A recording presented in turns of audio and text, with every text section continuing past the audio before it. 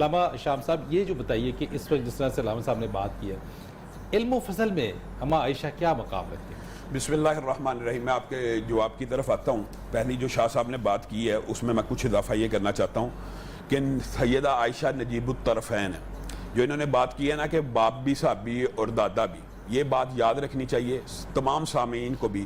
حضرت ابو بکر وہ واحد صحابی ہیں جن کی 4 نسلیں صحابی ہیں، یعنی والد بھی صحابی، بیٹا بھی صحابی اور پوتا بھی صحابی اور خود بھی صحابی. اور ثانی اثنین اذ ہما فی الغار اذ یقول لصاحبہ، نواسہ بھی صحابی عبداللہ بن زبیر، یعنی 4 پشتے صحابی ہیں، یہ واحد صحابی ہیں. اور اللہ تعالیٰ ان کو صحابیت کا لقب، ایک تو یہ ہے جن کو ہم دیتے ہیں کہ جس نے رسول اللہ کو دیکھ لیا وہ صحابی ہے. ان کو اللہ کہہ رہا ہے ثانی اثنین اذ ہما فی الغار اذ یقول لصاحبہ، صحابی کا لقب ان کو، ان کے والد کو اللہ رب العزت نے دیا. اور دوسری طرف ان کی جو والدہ ام رمان ہیں، ان کے بارے میں نبی کریم صلی اللہ علیہ وسلم کی حدیث پتہ کیا ہے کہ جس نے جنت کی کوئی حور دیکھنی ہو عائشہ کی ماں کو دیکھ لیں، جس کی ماں کی یہ فضیلت ہے. پھر انہوں نے جو وہ سبز ریشمی ٹکڑے کی تصویر کی بات بیان کی ہے نا، اس کے اندر حضرت عائشہ نے یہاں پہ تو یہ کہا تھا کہ جو آپ دیکھتے ہیں میں نہیں دیکھتی، تو لیکن داہیہ قلبی کو ایک مرتبہ رسول اللہ صلی اللہ علیہ وسلم کے ساتھ کھڑا ہوا حضرت عائشہ نے دیکھا، کہا آپ داہیہ قلبی سے باتیں کر رہے تھے، وہ اوپر تھے آپ نیچے تھے، آپ نے گھوڑے کے اوپر اس طرح بلا تکلف کھڑے تھے. کہا تجھے نہیں پتا وہ جبریل امین تھے، داہیہ قلبی کی شکل میں آئے تھے اور تجھے سلام کہہ رہے تھے. تو حضرت عائشہ نے پھر سلام کہا. اس کا مطلب ہے جبریل امین ایک مرتبہ سلام نہیں لے کے آئے. امی عائشہ نے خود اپنے چند فضائل بیان کیے خود کہ مجھے جو 9 فضیلتیں دیگر دنیا کی عورتوں پہ حاصل ہیں، فخر سے نہیں بتا رہی لیکن یہ قدرتی بات ہے حاصل ہے. ایک تو میں رسول اللہ صلی اللہ علیہ وسلم کی بیوی ہوں، دوسری بات یہ ہے کہ میں واحد بیوی ہوں کہ جس کے حجرے کے اندر رسول اللہ محو استراحت ہوتے، میرے پاس لیٹے ہوتے تو وہی نازل ہو جاتی، اور کسی ام المومنین کے پاس اس طرح وہی نہیں آئی. اور پھر حضرت عائشہ نے کہا میں وہ ہوں کہ جن کے ہاتھوں میں رسول اللہ صلی اللہ علیہ وسلم کا انتقال ہوا، اور میں وہ ہوں کہ جن کے حجرے میں رسول اللہ صلی اللہ علیہ وسلم دفن ہوئے، اور میں وہ ہوں کہ جن کا لعاب دہن آخری وقت میں انشاءاللہ اس کی تفصیل بیان کریں گے، آخری وقت میں رسول اللہ صلی اللہ علیہ وسلم کے لعاب کے ساتھ مل گیا. یہ امی عائشہ خود اپنی فضائل بیان کر رہے ہیں. اور آج دکھ اور افسوس کی بات ہے، میں علم و فضل کی طرف آتا ہوں.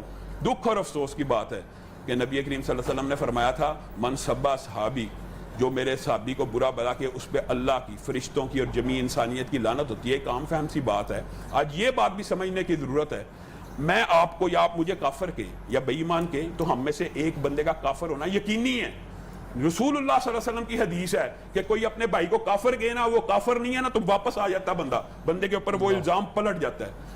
تو جو بدبخت صحابہ کے ایمان کے اوپر شبہ کرتے ہیں یا صحابہ کو کافر کہتے ہیں یا اس طرح کی ازواج مطہرات کے اوپر کیچڑ اچھالتے ہیں، آپ بتائیے ان کا ایمان؟ یہ اللہ کی سنت ہے کہ کوئی بندہ کسی صحابی کے بارے میں جو الزام دے، الا انہم هم الصفا، صحابہ کو کہا نا کہ یہ بیوقوف، اللہ نے کہا نہیں یہ نہیں تم بیوقوف ہو. انہوں نے صحابہ کا مذاق اڑایا، اللہ نے کہا اللہ یستہزئ بہم، اللہ تمہارا مذاق اڑائے گا. تو ایک ہمیں یہ احتیاط ضرور کرنی چاہیے معاشرے کے اندر کہ کسی صحابی کے بارے میں، صحابہ کا آپس میں جو سٹیٹس ہے، آپس میں جو ان کا مقام ہے، وہ ہم پلہ کلاس میں فرق ہے لیکن کلاس سیم ہے.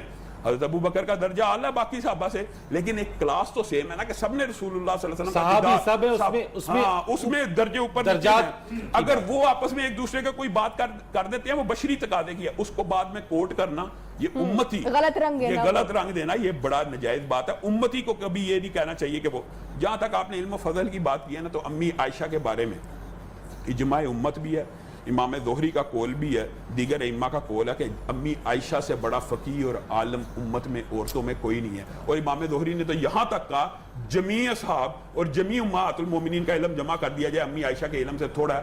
آپ مجھے بتائیں امریکہ کے اندر یا یورپ کے اندر جس وقت عورت کو شخص قرار دینے کی، ابھی عورت کو شخص قرار دیا گیا 19ویں صدی میں، آپ کو پتا عورت کو ووٹ کا حق کب ملا، عورت کو وراثت کا حق کب ملا. جس وقت یہ بحث ہو رہی تھی کہ عورت تعلیم لے سکتی ہے کہ نہیں لے سکتی، آج سے 14 صدیاں پہلے امی عائشہ وہاں پہ صحابہ کو تعلیم دے رہی ہیں. اسلام کے اندر تو عورت پہلی معلمہ امی عائشہ ہیں. امی عائشہ سے جتنے مسئلے ثابت ہیں قرآن و سنت کے، شاید کسی امی عائشہ سے صرف روایت کردہ جو احادیث ہیں ان کی تعداد 2210 ہے، 2210.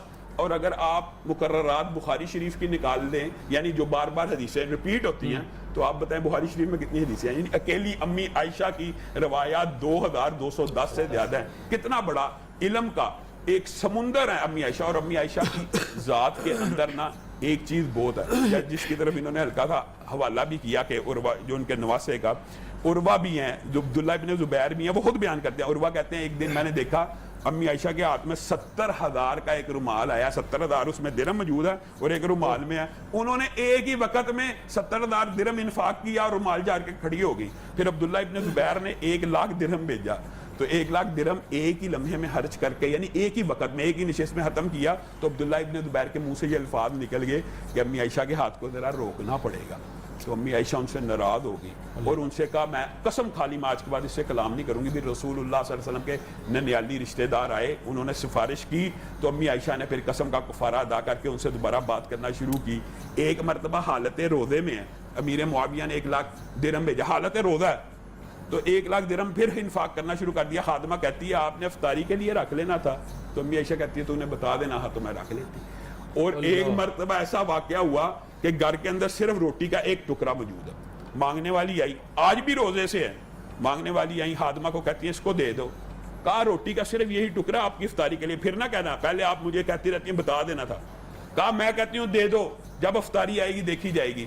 پھر کیا ہوا کہ افطاری کے وقت کسی نے گوشت بھیج دیا تو امی عائشہ نے کہا یہ دیکھو روٹی کے بدلے میں دنیا میں بھی گوشت مل رہا ہے.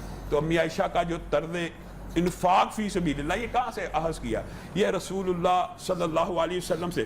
اور جو پیار اور محبت رسول اللہ صلی اللہ علیہ وسلم کا شاہ صاحب نے بیان کیا نا کہ دوڑ لگانا, امی عائشہ کے ساتھ رسول اللہ صلی اللہ علیہ وسلم کی اتنی زیادہ قربت تھی کہ آپس میں مذاق کیا کرتے تھے. کئی مرتبہ, ایک مرتبہ حضرت عائشہ کے سر میں درد تھا تو رسول اللہ صلی اللہ علیہ وسلم بھی آخری بیماری کے ایام میں تھے. تو رسول اللہ نے کہا تو پریشان کیوں ہوتی ہے عائشہ, اگر تو فوت ہوگی میں تجھے اپنے ہاتھ سے دفناؤں گا, کفناؤں گا, غسل دوں گا. یہاں سے یہ بات بھی ثابت ہوتی ہے کہ میاں بیوی کا جو تعلق ہے نا وہ مرنے سے ختم نہیں ہوتا. یہ بات بھی غلط العام ہے معاشرے میں کہ میاں بیوی کا تعلق ختم ہو گیا. حضرت فاطمہ کو کس نے غسل دیا؟ حضرت علی نے. اور رسول اللہ صلی اللہ علیہ وسلم یہاں پہ یہ کہہ رہے ہیں اگر تو فوت ہوئی میں تجھے اپنے ہاتھ سے غسل دوں گا, کفناؤں گا, دفناؤں گا, جنازہ پڑھوں گا. تو امی عائشہ آگے مسکرانا شروع ہوگی. کہا آپ تو مجھے لگتا ہے کہ میری وفات پہ خوش ہوں گے اور اسی حجرے میں ایک اور بیوی کو لے آئیں گے. یعنی ایک انداز تو رسول اللہ صلی اللہ علیہ وسلم نے ان کی بات پہ بے اختیار تبسم فرمایا. ایک مرتبہ حضرت عائشہ عمر میں تو کم تھی نا, 9 برس کی عمر میں رخصتی ہو گئی اور جب وہ آئی نا ان کے پاس ظاہر ہے بچپن کے کچھ کھلونے موجود تھے, ایک گھوڑا بھی تھا. تو حضرت رسول اللہ صلی اللہ علیہ وسلم ان کی حاضر جوابی کے نا بڑے لوگوں میں ذکر کیا کرتے تھے عائشہ کی ذہانت کا. اور یہ جو شاہ صاحب نے بات کی ہے نا یہ یقین ماننے, ہمارے معاشرے میں تو تکلف ایسا ہے ہم لوگوں کے سامنے اپنی بیوی کی تعریف کر دینا لوگ عجیب و غریب القاب دینا شروع کرتے ہیں, یار یہ بیوی کے نیچے لگا ہوا یا ایک خاص ایک ٹرم. تو رسول اللہ تو سب لوگوں کے سامنے شاہ صاحب نے حدیث بیان کی ہے, کس سے محبت ہے؟ عائشہ سے. سارے صحابہ کے سامنے کہہ رہے ہیں اور اس مردوں میں سے عائشہ کے باپ سے, یہ نہیں کہا ابو بکر سے, یہ نہیں کہا صاحب غار سے, کیا کہا عائشہ کے باپ سے. تو حضرت عائشہ ایک مرتبہ گھوڑے سے کھیل رہی ہیں, ان گھوڑے کے پر تھے. تو رسول اللہ صلی اللہ علیہ وسلم نے کہا عائشہ یہ گھوڑا؟ کہا جی یہ اللہ کے رسول یہ گھوڑا. کہا گھوڑوں کے تو پر نہیں ہوتے. تو آگے سے فٹ کہتی ہیں حضرت سلمان کے گھوڑوں کے پر تھے کہ نہیں. تو رسول اللہ صلی اللہ علیہ وسلم مسکرانا شروع ہو گئے کہ یہ کیسی حاضر جوابی ہے. اور کہاں سے کہاں ملائی بات. بالکل. اور یہ حضرت صفیہ کا جو شاہ صاحب نے واقعہ بیان کیا نا, امی عائشہ کو رسول اللہ صلی اللہ علیہ وسلم نے یہ کہا کہ آپ یہ پیالہ بھیجیں, پیالہ آپ نے توڑا, پیالے کے بدلے پیالہ دینا پڑے گا. حضرت عائشہ کے گھر سے وہ تھالی لے گئے. ہماری آج کی خواتین کے لیے علامہ صاحب کی ان کے لیے کیا ہے, ان کی سیرت, ان کی اسوا, ان کی زندگی کس طریقے سے ایک رول ماڈل ہے ہماری آج کی خواتین کے لیے؟ میں اس سوال کی طرف بھی آتا ہوں, لیکن شاہ صاحب نے کچھ واقعات ایسے بیان کیے میرے دماغ میں بڑی تیزی سے واقعات آ رہے تھے. نبی کریم صلی اللہ علیہ وسلم کی وفات سے قبل امی عائشہ نے خواب دیکھا کہ میرے حجرے میں 3 چاند اترے ہیں, میرے حجرے میں 3 چاند اترے ہیں. تو جب رسول اللہ صلی اللہ علیہ وسلم کی قبر ان کے حجرے میں بنی نا تو ابو بکر نے کہہ دیا تھا تیرے خواب کی تعبیر پوری ہو گئی ہے, پہلا چاند تیرے حجرے میں غروب ہو گیا ہے, باقی 2 کا انتظار کر. اور وہ باقی 2 وہ خود نکلے, ایک حضرت ابو بکر تھے اور پھر امی عائشہ نے جو تیسری جگہ تھی نا, یہ بھی دیکھیں اثار, قربانی, امت کے لیے کتنی بڑی قربانی دی. امی عائشہ کہتی ہیں اللہ کی قسم تیسری جگہ میں نے اپنے لیے رکھی ہوئی تھی. تو عمر کا قاصد آیا اور حضرت عمر نے پتا کیا وصیت کی تھی کہ امی عائشہ کے حجرے کے بعد میری میت رکھ دینا, لیکن ان کے اوپر دباؤ نہ ڈالنا, ان کو مجبور نہ کرنا کہ مجھے یاد دفن کرنا, صرف اجازت مانگنا. اگر اجازت دیں تو دفن کر دینا، ورنہ باہر بقیع میں دفن کر دینا۔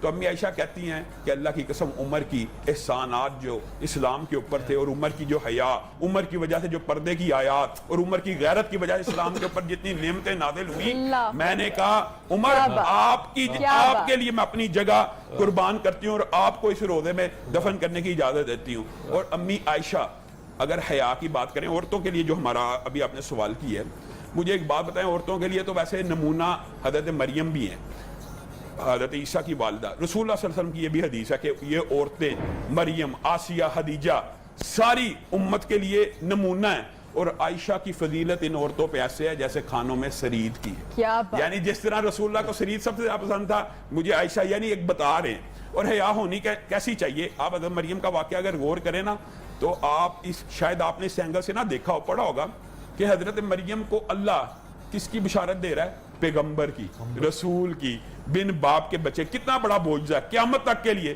ادھر خوشخبری آ رہی ہے اور اللہ بھی خوشخبری کر کے بیان کر رہا ہے، اور آگے مریم کا قول کیا ہے؟ یا لیتنی مت قبل ھذا وکنت نسیا منسیا، اے کاش میں اس واقعے سے پہلے مر چکی ہوتی۔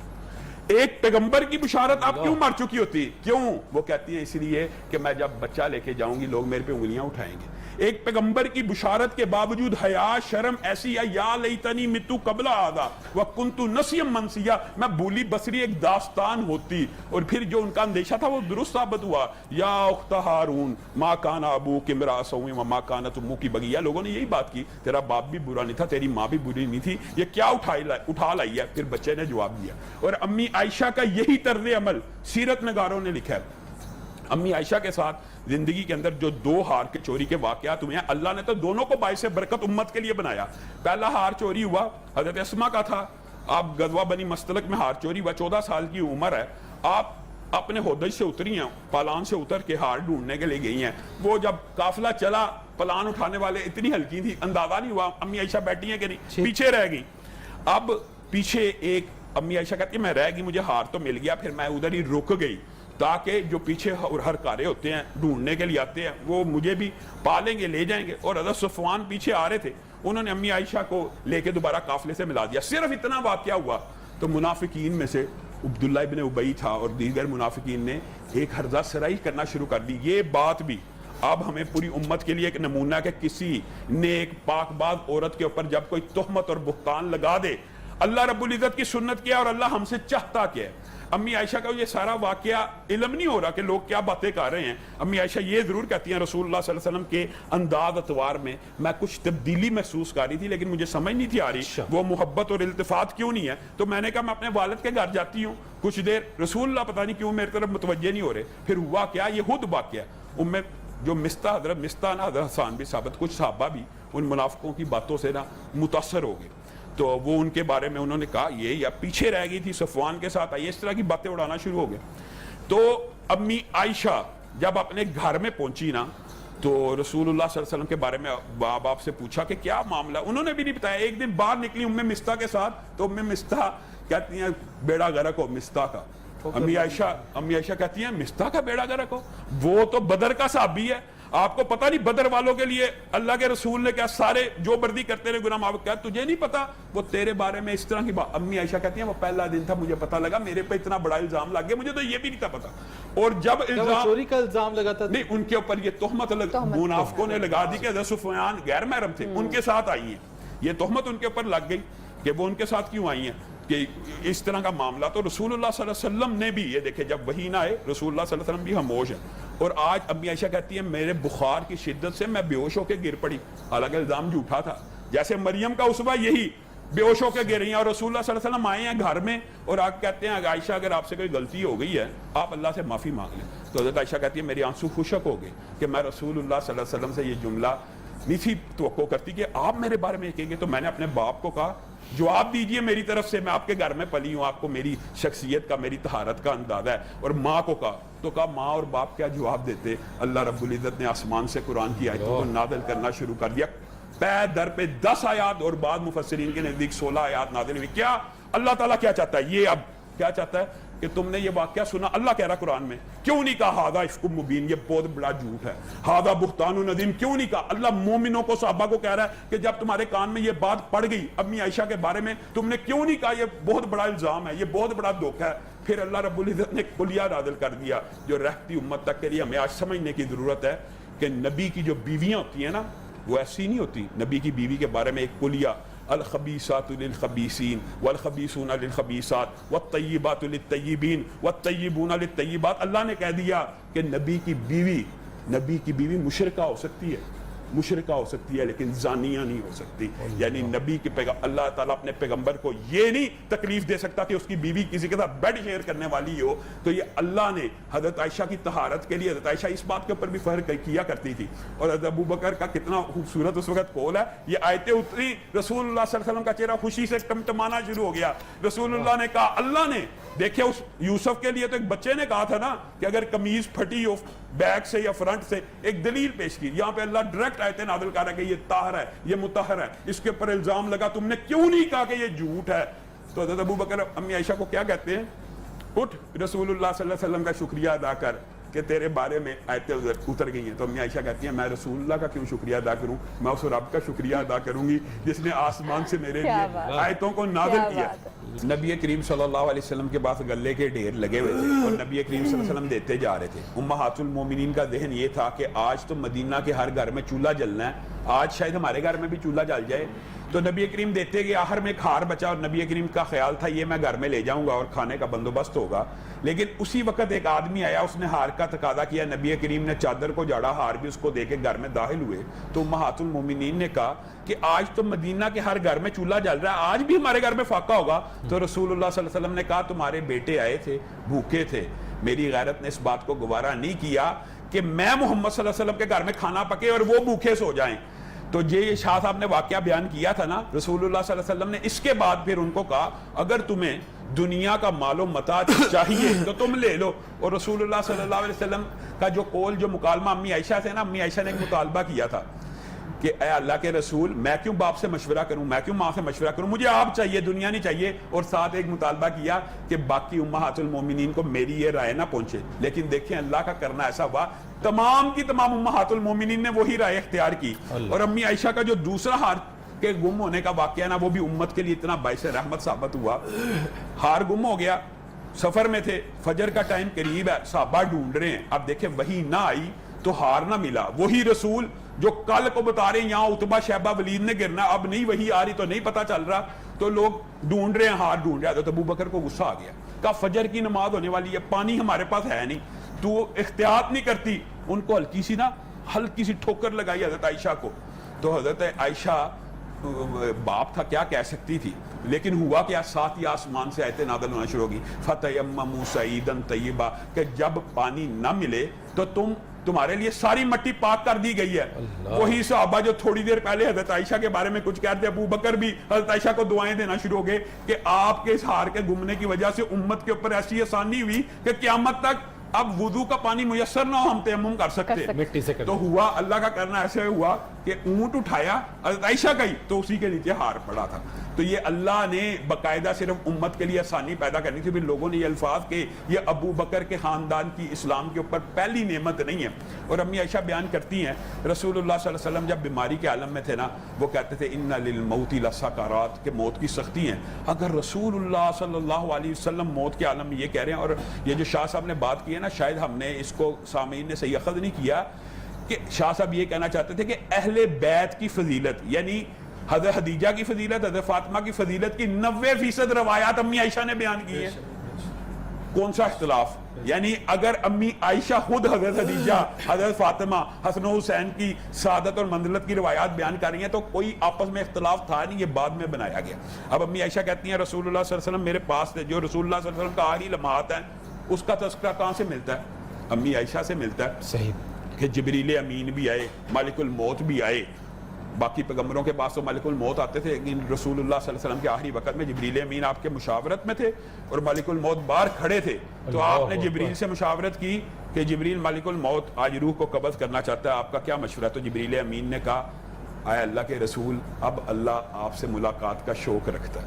تو رسول اللہ صلی اللہ علیہ وسلم نے کہا پھر رفیق الاعلیٰ, اور بعض روایات میں بل ہوا رفیق الاعلیٰ, میں بھی اپنے رب سے ملاقات کا شوق رکھتا ہوں. حضرت عائشہ کہتی ہے یہ آخری الفاظ تھے جو رسول اللہ صلی اللہ علیہ وسلم نے اللہ کے پاس جانے کے وقت کہے, اور اس سے قبل میرا لعاب ان کے لعاب کے ساتھ ایسا مکس ہوا کہ مجھے اشارہ کیا رسول اللہ نے کہ اپنے بھائی سے وہ جو مسواک کر رہا ہے نا یہ چبا کے نرم کر کے, اشاروں سے, بات نہیں کی, میرے منہ میں میرے دانتوں میں پھیر. تو میں نے اپنے لعاب کے ساتھ اس کو نرم کیا اور رسول اللہ صلی اللہ علیہ وسلم کے لعاب پہ کہا. اور یہ وہ اس کے بعد کا جب یہ الفاظ کہ آپ کا سر میرے سینہ مبارک کے اوپر تھا, یہ وہ لمحات ہیں. آپ بتائیے انسانی تاریخ کا, صدمے کا, اس سے بڑا کوئی دن نہیں ہو سکتا جب امی عائشہ نے پھر باہر آ کے کہا کہ رسول اللہ صلی اللہ علیہ وسلم دنیا سے چلے گئے ہیں. اس سارے واقعے کی گواہی بھی امی عائشہ دے رہی ہیں. تو امی عائشہ کی جو قدر و منزلت ہے وہ تمام امت کو سمجھنی چاہیے. رسول اللہ صلی اللہ علیہ وسلم امی عائشہ کی دل لگی کے لیے, یہ آج یہ جو شاہ صاحب نے حدیث بیان کی ہے نا, خیرکم لاہلی, تم میں سے سب سے بہتر وہ ہے جو اپنی بیوی بچوں کے ساتھ بہتر ہے. ہم امی عائشہ کہتی ہیں کہ اتنی مصروفیت کے باوجود فجر کے بعد بھی, عصر کے بعد بھی گھر میں پتہ کرنے آتے تھے. اور رسول اللہ صلی اللہ علیہ وسلم مجھے کہانی سنایا کرتے تھے. رسول اللہ صلی اللہ علیہ وسلم نے ایک جن کا واقعہ امی عائشہ کو سنایا, امی عائشہ نے بدلے میں ابو ذرا کا مشہور حدیث ہے وہ واقعہ سنایا. تو محبت, مودت اور الفت کا یہ جو ایک نمونہ ہے. امی عائشہ 17 رمضان کو اس دنیا سے چلی گئی. اللہ رب العزت پوری امت کی ماؤں بہنوں بیٹیوں کو ان کی سیرت پہ چلنے کی توفیق عنایت فرمائے. بہت خوبصورت طریقے سے بیان کر رہے تھے واقعات, اور دل کریں گے روکنے کا دل نہیں کرا تھا بالکل. خاص طور پہ نبی کریم صلی اللہ علیہ وسلم کا جو وصال ہے, چونکہ اما عائشہ کی گود میں ان کا سر رہا, اور آخری جتنے بھی وہ لمحات رہے ان کی شاہد امی عائشہ ہیں. وہ شہادت ہی وہی دے رہی ہیں ساری چیزوں میں. علامہ صاحب, ظہیر صاحب, یہ آخری اگر کنکلوڈنگ ریمارکس دے دیں تو پھر ہم نعت کی طرف جائیں گے اور آپ کا شکریہ ادا کریں. امی عائشہ کے علم کے حوالے سے ان الصفا والمروہ من شعائر اللہ فمن حج البیت او اعتمر فلا جناح, یہ جو قرآن پاک کی آیت ہے نا, یہ امی عائشہ سے صحابہ نے آ کے سیکھی کہ اس آیت سے تو ایسے پتہ لگتا ہے کہ صفا مروہ کی صحیح کرنے میں گناہ نہیں ہے, اور اگر چھوڑ بھی دی جائے تو حرج نہیں ہے. تو امی عائشہ نے کہا تم نے صحیح آیت کو سمجھا نہیں ہے. اصل یہ دیکھیں علم کی بات, ایک عورت سمجھا رہی ہے پوری امت کو, یہ لات منات کے یہاں پہ بت ہوتے تھے, تو صحابہ نے کہا شاید اس کی صفا مروہ کی صحیح کرنا اب معیوب بات ہو, تو اللہ تعالیٰ نے آیت اس طرح نازل کی, لیکن اس میں سے حکم فرضیت کا نکل رہا ہے, یعنی عمرہ صحیح, طواف صفا مروہ کی صحیح کے بغیر مکمل نہیں ہو سکتا. اس طرح امی عائشہ نے بہت سے مسائل امت کو سمجھائے ہیں. اللہ تعالیٰ انہیں غریق رحمت کرے اور امت کو ان کے نقش قدم پہ چلنے کی توفیق. آمین.